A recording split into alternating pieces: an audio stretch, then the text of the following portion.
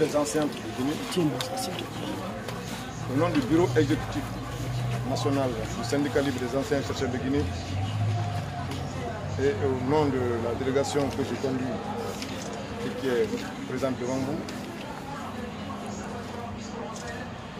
nous sommes venus pour vous transmettre le message de tous les anciens de Guinée.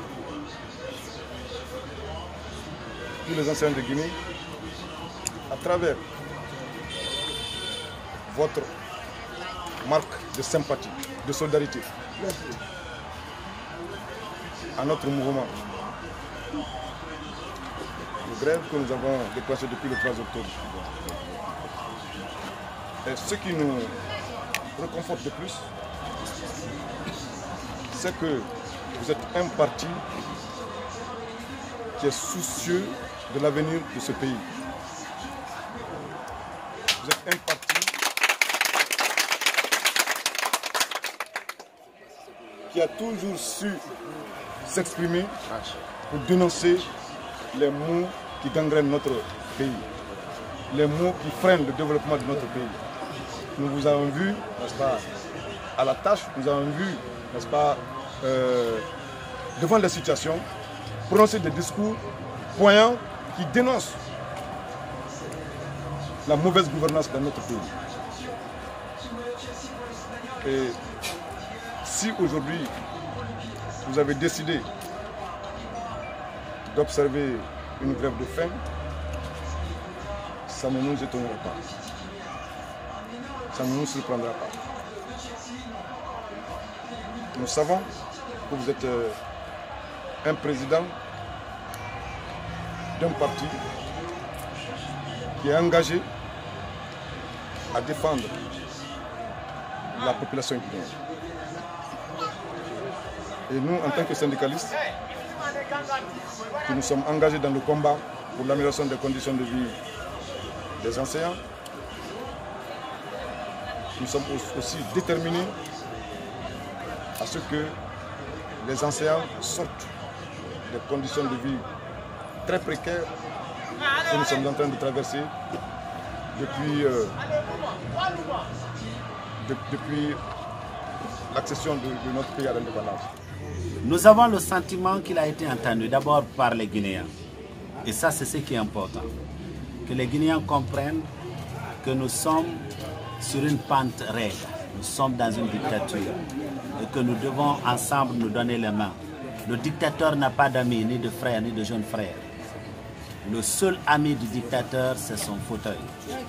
Tu t'approches, même si tu es la maman, il va t'égorger. Nous avons connu la dictature par le passé, nous ne pouvons plus en accepter une autre. Ça, c'est le sentiment que nous avons. Les gouvernants, ils peuvent ne pas avoir le sentiment, la sensibilité de reconnaître, n'est-ce pas, l'appel, le cri de cœur qui a été fait.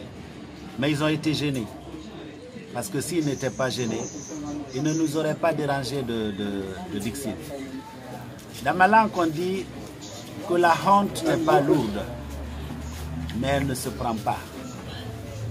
Le gouvernement a honte. Et la honte de voir les Guinéens qui peuvent s'adresser aux gens de manière pacifique pour dire ce que nous vivons est dangereux.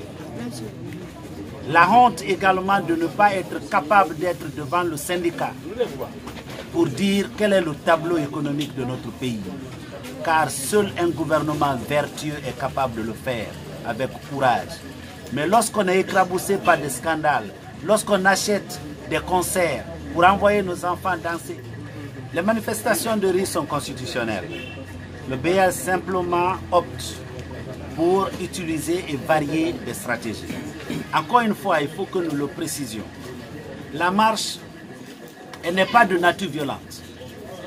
L'Afrique du Sud a vaincu l'apartheid par les marches à notre pays. Même la grève de la faim peut vous coûter la vie. Même un sitting peut vous coûter la vie.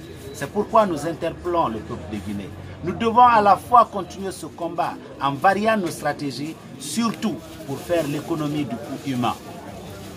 Car coût humain, nous en avons suffisamment payé. 103 ont perdu la vie lors de nos manifestations. Il n'y a pas encore eu d'enquête qui ait trouvé un seul des coupables ou des commanditaires de cette tuerie. Nous devons donc prendre en compte cette dimension humaine pour dire qu'il faut que nous essayions de minimiser le coût humain. C'est une question de contexte, sinon la marche n'est pas violente. Justement, par rapport à ces manifestations-là, la semaine prochaine, l'opposition annonce des manifestations. Est-ce que le BL va participer? Le BL va d'abord tirer les leçons de sa marche, de la grève de la faim, et le BL va décider de l'étape suivante.